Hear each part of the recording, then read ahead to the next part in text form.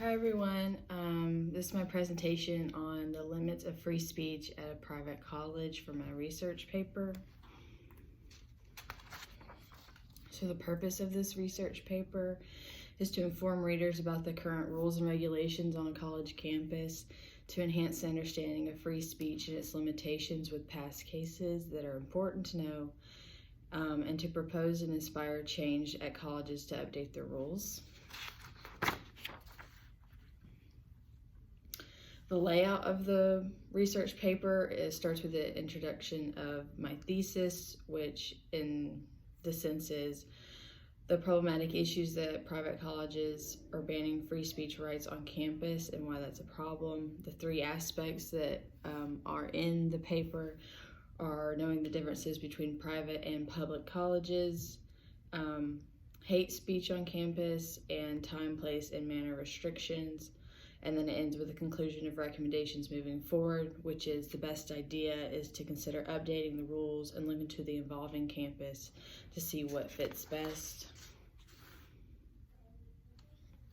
So my thesis as a whole is free speech is the most esteemed and respected amendment in the Constitution, but it is always the most controversial. Now more than ever, there are issues over what people are saying, arguing what's fact or fake.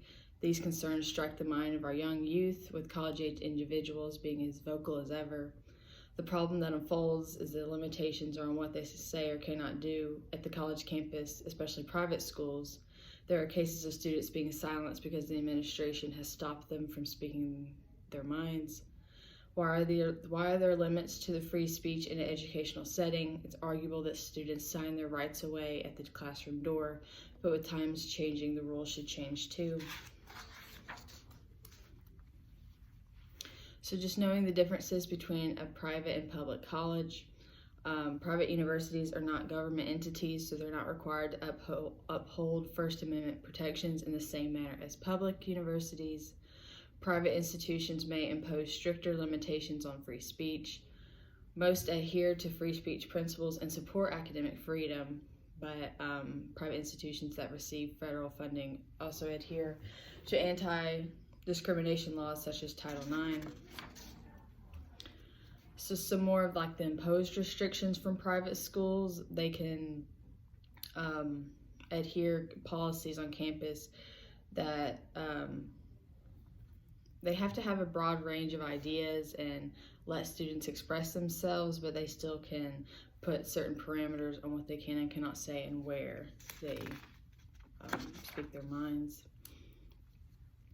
And just expanding on some exceptions to the rules. If private colleges accept government funding, they have to follow the First Amendment more closely. And then state governments can also pass statutes requiring public universities to respect free speech rights as a matter of state law, even when the U.S. Constitution poses no such requirement.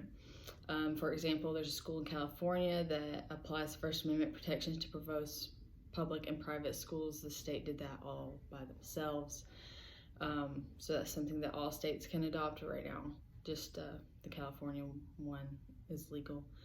And then Congress also has the power to impose and pass federal laws which require private universities by statute to adhere various free speech guidelines. So diving into some more of the aspects that we have here, hate speech on campus. Hate speech is not protected by the U.S. government, therefore not protected by universities and colleges. However, there have been concerns brought up by students that inappropriate speech and language is not being called out or punished. The problem is that there's no clear-cut difference between good speech and bad speech because everyone has different beliefs and thoughts. Students today are evolving and promoting change on their campus to stop harassment and discrimination. There have been cases with Greek life organizations, sports programs, and even just academics having issues with discrimination and just I'll say not unlawful, unethical practice of teaching or just standard of communication. It's important that just the basic guidelines set by the college need to be updated to fit the evolving student body. So with time, place, and manner restrictions, there are three categories that are kind of divided up until the issues or what is required. Provisions restricting excessive activities, small or out of the way areas campus, known as free speech zones. Usually an outside, I think of our donor plaza at Reinhardt that has that people can speak, but maybe not in a classroom. It requires advance notice and approval, as well as maybe providing extra security. I talk about in my paper, there was a pride parade here on campus maybe 2 years ago, and it required extra security, and it was like well known in advance that this was happening. So give a little bit of an example. And so 2 important cases that I talk about in my paper are Healy versus James and Brandenburg versus Ohio. With Brandenburg versus Ohio, I know we talked about it in class with the Westboro Baptist Church, being able to promote their hateful thoughts and ideas and protest outside of people's funerals and certain programs and events happening, but because they follow their time, place, and manner restrictions, they can do that, and so they win the case every time because of that. And then also using Healy versus James, based off the case of Tinker as a foundation, that free speech is applied to state colleges and universities, and that even though you do get to you sign your rights away at the classroom door, you still are able to use your First Amendment rights.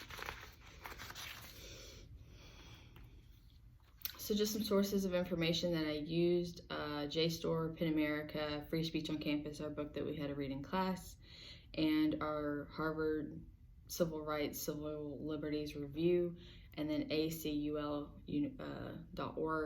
good organization that helps free speech on campus for many students.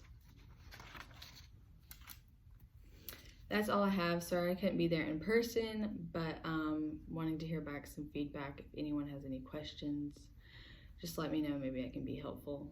Thank you.